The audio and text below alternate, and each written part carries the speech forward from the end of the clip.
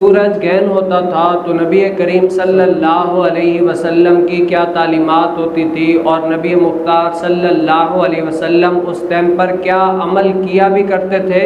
اور اپنے اصحاب کو فرمایا بھی کرتے تھے کہ جب سورج گہن ہو تو تب تم کیا عمل کیا کرو۔ تو نبی مکرم صلی اللہ علیہ وسلم کی اس کے متعلق تعلیمات کیا ہے، آج انشاءاللہ ہم اپنے درس حدیث میں یہ سماعت فرمائیں گے۔ حضرت ابو بکر رضی اللہ تعالی عنہ سے مروی ہے کہ ہم لوگ نبی کریم صلی اللہ علیہ وسلم کی خدمت اقدس میں حاضر تھے کہ سورج کو کیا ہے گہن لگا، تو نبی کریم صلی اللہ علیہ وسلم نے اپنی چادر مبارک گھسیٹتے ہوئے جلدی سے کیا ہوئے مسجد کے اندر داخل ہوئے۔ تو ہم بھی نبی کریم صلی اللہ علیہ وسلم کے پیچھے مسجد میں داخل ہوئے، اور ہمیں پھر نبی کریم صلی اللہ علیہ وسلم نے کہا 2 رکعت نماز پڑھائی یہاں تک کہ سورج کھل گیا، سورج گہن کیا ہے ختم ہو گیا۔ اس کے بعد نبی کریم صلی اللہ علیہ وسلم نے فرمایا کہ سورج اور چاند میں گہن کسی کے مرنے یا پیدا ہونے کی وجہ سے نہیں لگتا، جب تم اسے دیکھو کہ سورج گہن لگا ہوا ہے یا چاند گہن لگا ہوا ہے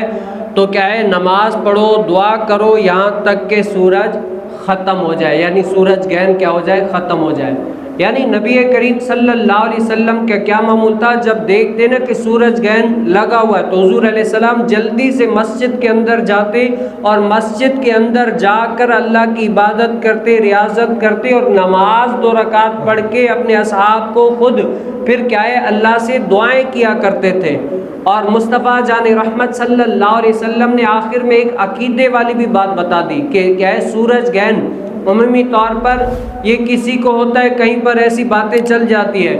تو اس ٹائم پر نبی کریم صلی اللہ علیہ وسلم کے شہزادے حضرت سیدنا ابراہیم کیا ہے ان کا وصال ہو گیا تھا، وہ اس دار فرقت کو لبیک کہہ دیا تھا، اس دنیا سے چلے گئے تھے، اور اسی دن کیا ہے سورج گہن ہو گیا تھا۔ تو لوگوں نے یہ کہنا شروع کر دیا کہ سورج گہن تب لگتا ہے یا تو کسی کی موت ہو جاتی ہے یا کوئی بچہ پیدا ہوتا ہے، اسی لیے سورج گہن ہوتا ہے۔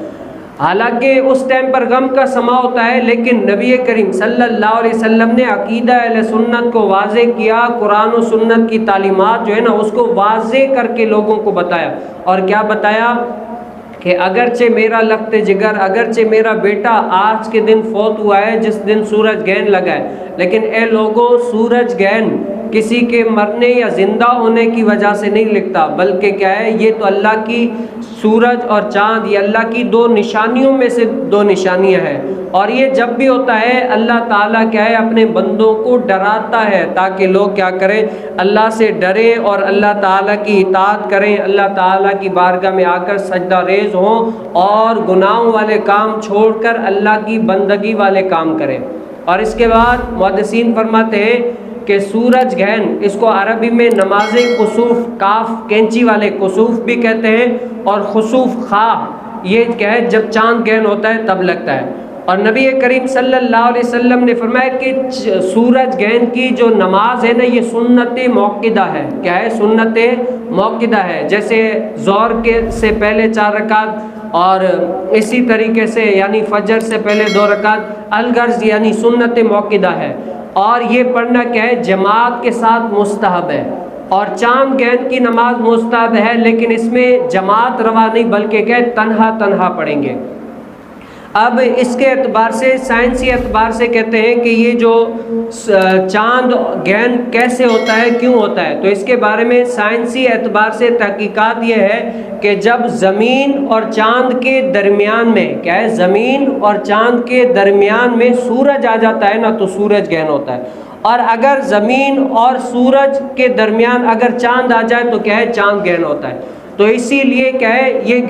گہن لگتا تھا، اور نبی کریم صلی اللہ علیہ وسلم کیا ہے اس کے بعد یہ یعنی اپنے اعمال کر کے لوگوں کو بتایا کرتے تھے۔ السلام علیکم ورحمۃ اللہ وبرکاتہ۔ خوش آمدید علامہ آصف قادری آفیشیل میں درس بخاری کی اس بابرکت سیریز کے لیے ہمارا چینل سبسکرائب کریں اور بیل آئیکن ضرور دبائیں۔ علامہ آصف قادری آفیشیل پر درس صحیح بخاری کا سلسلہ جاری ہے، اس علمی سفر کا حصہ بنیں اور چینل کو سبسکرائب کریں۔